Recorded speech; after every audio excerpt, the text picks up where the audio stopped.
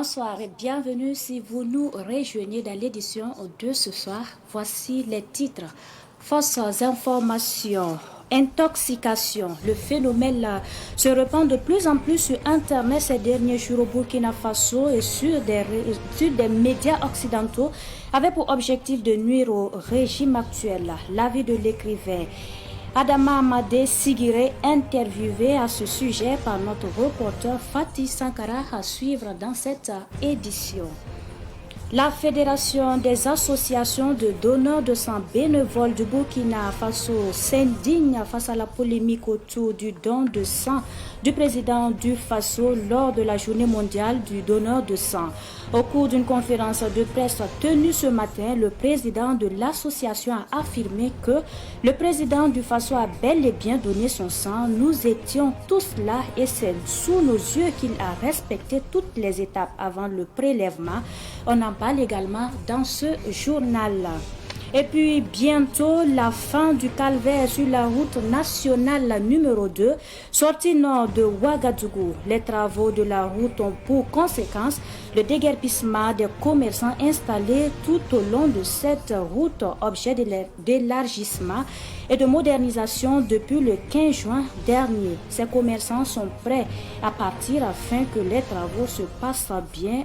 Vous en saurez davantage dans cette édition. Une fois de plus, bonsoir et bienvenue. La campagne de dénigrement et d'intoxication des fake news ces derniers jours sur les réseaux sociaux et sur des médias occidentaux n'a qu'un seul objectif, c'est de détruire les efforts du régime actuel tout en démoralisant les troupes au front. C'est la conviction de l'écrivain professionnel Adama Amadé Sigiré. Fatih Sankara est allé à sa rencontre. Il n'y a rien de surprenant par rapport à la multiplication des intoxications et des fausses informations distillées par les médias occidentaux et certains Burkinabés sur les réseaux sociaux. Cette propagande de déstabilisation et de démoralisation des troupes est la résultante de la dynamique souverainiste amorcée par le président du Faso. Se convainc l'écrivain professionnel Amadé Adama Sigiré. Ces derniers jours, nous avons constaté une campagne de communication.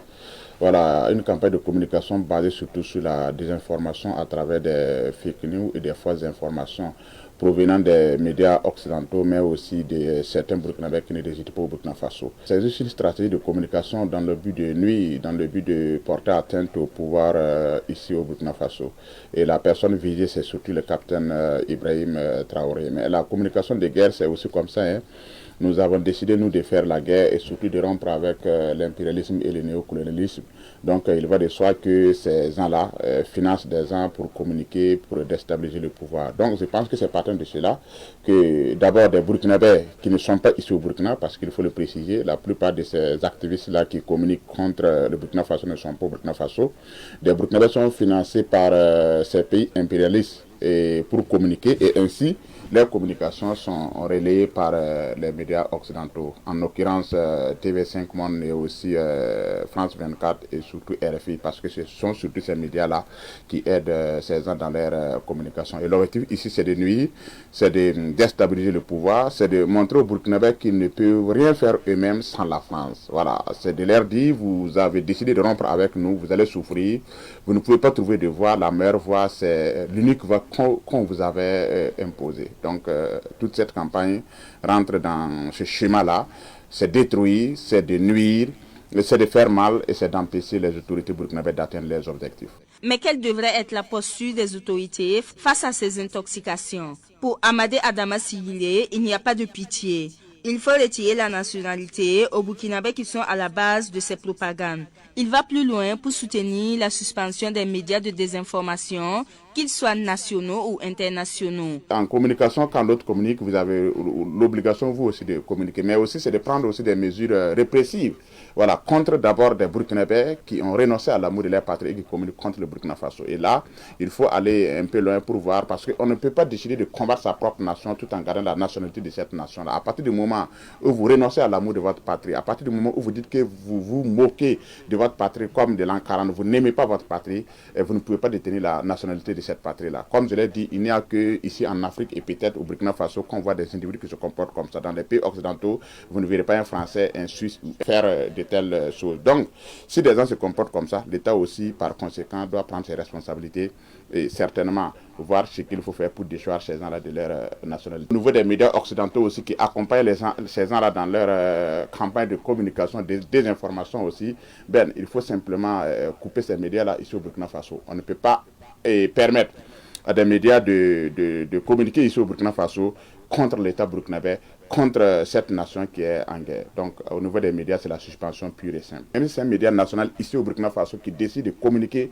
contre le Burkina Faso en cette période de guerre, il faut le suspendre. Et à ce niveau, je suis catégorique.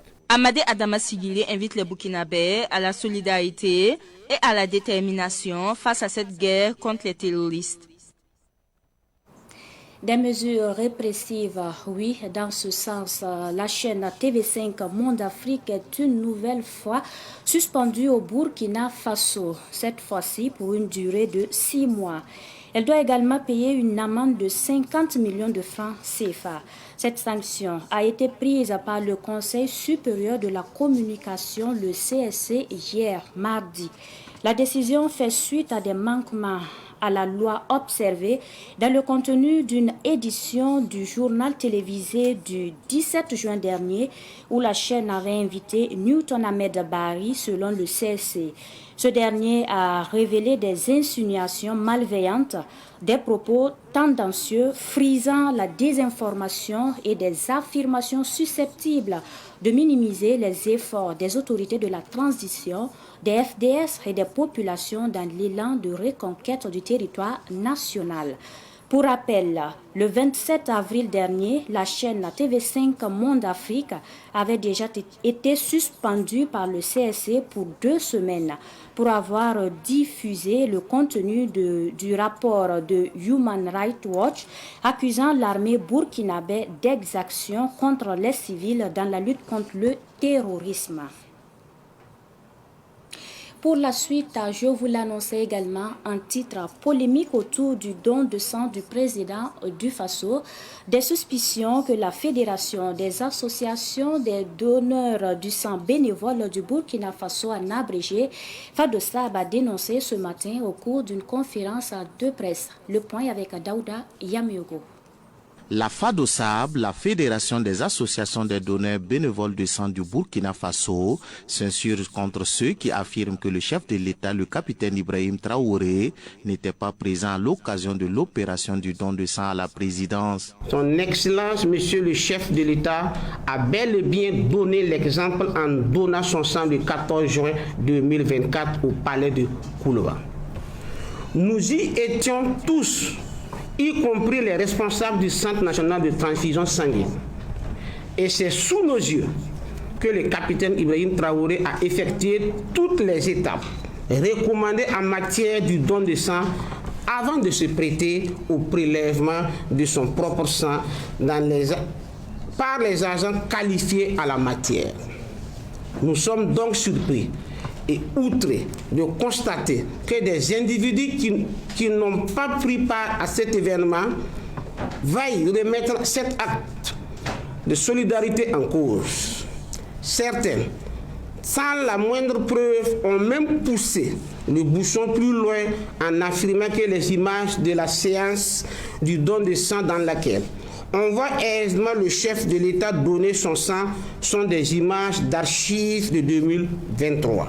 Au cours de la conférence de presse, Jean Bosco Zoundi s'est dit indigné par les propos de Kalifara Serré, qui a affirmé sur le plateau de la télévision BF1 que les images montrant le chef de l'État donnant son sang sont des images d'archives. J'aimerais dire que c'est très ridicule de sa part.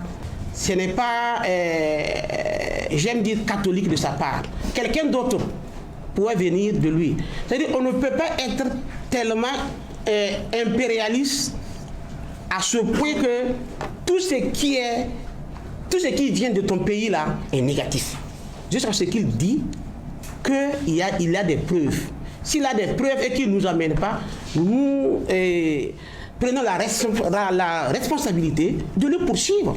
Pour Jean Bosco Zundi et ses camarades, ces suspicions peuvent porter préjudice aux activités de sensibilisation sur le don de sang. Si la FADOSAB se trouve aujourd'hui profondément blessée par cette polémique, c'est parce qu'elle ternit l'image de nos activités. Et il ne fait aucun doute que cette polémique porte préjudice aux activités de la FADOSAB, car elle décourage les donneurs de sang et l'ensemble des acteurs qui œuvrent quotidiennement pour rendre disponible le sang dans nos formations sanitaires. Rappelons que la polémique est née au lendemain du don de sang du chef de l'État, le capitaine Ibrahim Traoré, lors de la journée mondiale du donneur de sang, célébrée le 14 juin dernier. Autre actualité, et nous parlons du baccalauréat technique qui n'est absolument pas facile. Il est au contraire fastidieux selon le proviseur du lycée privé Le Technicien de Ouagadougou. Les candidats de la série F4 Génie civil pensent que les sujets sont beaucoup plus compliqués dans la phase théorique du bac. Une équipe de Savane Média s'est intéressée au baccalauréat technique session juin 2024. Issa Oumar Ati. 7 h du matin au lycée privé Le Technicien de Kouritenga dans l'arrondissement 6 de Ouagadougou. Ce centre d'examen abrite dans son sein un jury d'enseignement général et un autre d'enseignement technique, la série F4. La série F4 justement fait référence à l'enseignement technique relatif au domaine du bâtiment et des travaux publics. Elle mène souvent au métier d'ingénieur civil. Des ingénieurs qui se chargeront de la réalisation, la réhabilitation ou la conception d'édifices et de bâtiments en tout genre. À l'examen du baccalauréat de cette année, les candidats de cette série particulière pensent que les sujets sont un peu abordables. Je peux dire que les sujets qu'on a composés puis hier là, c'était abordable. Mais on attend pour voir si ça va continuer comme ça. Voilà. Sinon que la F4, c'est vrai qu'il y a trop de matière, mais si tu t'évalues seulement là, ça va aller. Ce n'est jamais facile. Mais pour dire que c'est facile, ça dépend du niveau de chacun. Voilà. Par rapport les épreuves de la terminale F4 et les épreuves de la terminale D, bon, c'est variable. Il n'y a pas aussi des choses aussi compliquées comme ça. C'est tout ce que nous avons appris qui viendront aussi aux épreuves. Sana Ouedraougou, la soixantaine révolue, est le proviseur du lycée privé Le Technicien de Ouagadougou. Il appuie les présidents des jurys dans leurs tâches ce matin. Il explique que le bac F4 se déroule en 2 étapes. La première est la plus décisive qui détient le plus grand coefficient et la pratique. Et ensuite, la théorie. Il y a une partie pratique. Voilà, c'est ça la différence. Voilà, donc il y a la pratique qui d'ailleurs a été déjà évaluée, n'est-ce pas, un peu avant le bac même.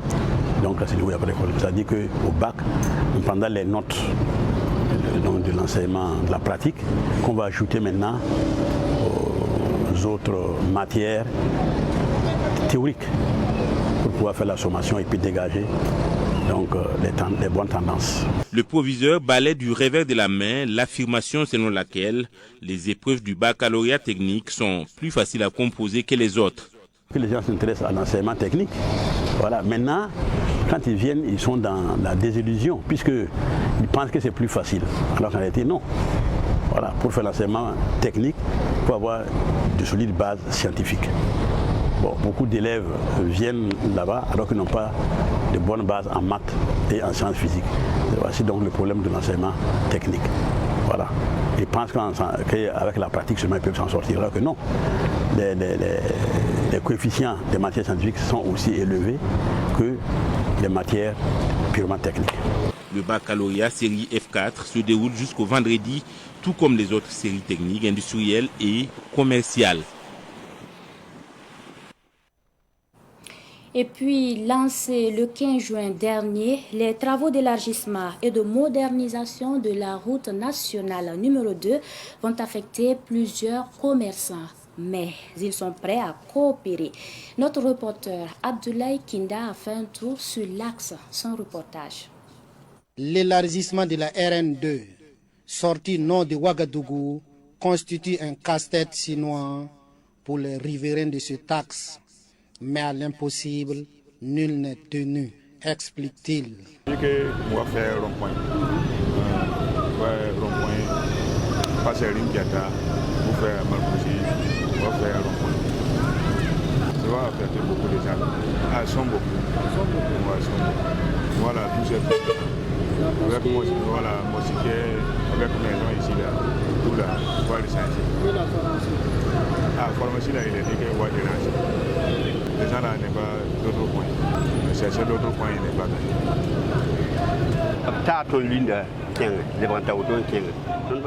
Ils ont mis des marqueurs chez nous jusqu'à chez les voisins. Ils sont nombreux qui doivent partir. Comme c'est pour m'arranger, nous sommes prêts à collaborer. Quand tu observes la circulation chaque matin, ça fait peur.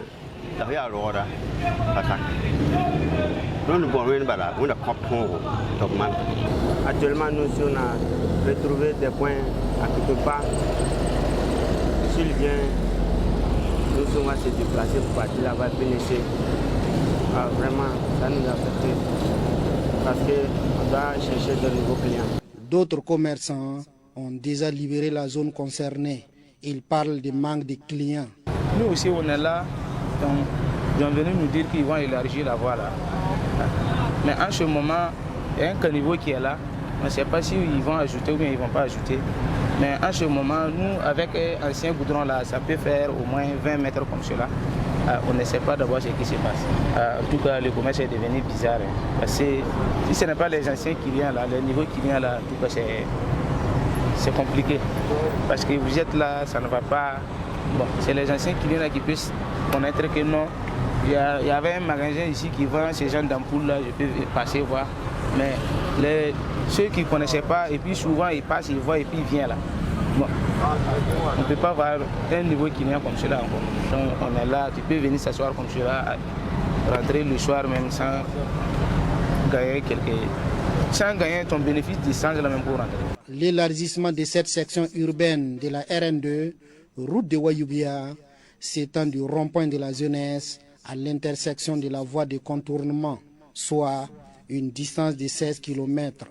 Le plan prévoit un mini-échangeur au carrefour de Rimketa. Le coût des travaux est estimé à 68 milliards et le délai d'exécution à 3 ans. L'actualité internationale au Tchad, le plus important dépôt de munitions de l'armée tchadienne situé à Goudji, un quartier de la capitale N'Djamena, a pris feu dans la nuit d'hier à aujourd'hui. L'incendie a provoqué de puissantes explosions dans la capitale N'Djamena. Une annonce faite par le porte-parole du gouvernement, le ministre en charge des Affaires étrangères, Abdraman Koulamala. L'origine de l'incendie n'est pas criminelle, a-t-il ajouté. Le bilan provisoire, selon le ministre de la Santé publique Abdelmajid Abderrahim, fait état de 9 morts et 46 blessés, dont plusieurs dans un état grave. On enregistre également des dégâts matériels importants. Ce matin, le président tchadien Mahamat Idriss Déby s'est rendu sur les lieux de l'incendie et dans certains hôpitaux où sont pris en charge les blessés. Il est allé constater de visu la situation et encourager les équipes qui ont travaillé toute la nuit pour maîtriser le feu.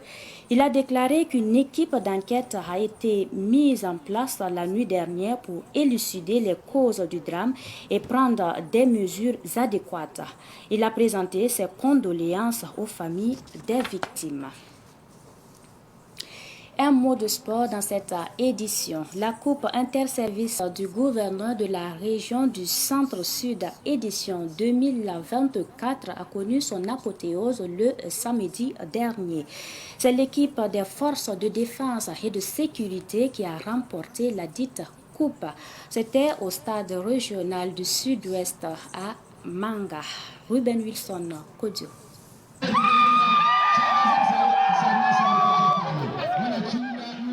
L'histoire retiendra que l'équipe des FDS est la détentrice de la coupe interservice du gouverneur de la région du Centre-Sud. Elle a battu en finale la formation du secteur privé par 1-0. Mission accomplie donc pour les hommes en tenue qui ont dominé de la tête aux pieds cette édition. Cette compétition, vraiment, je ne me suis pas amusé.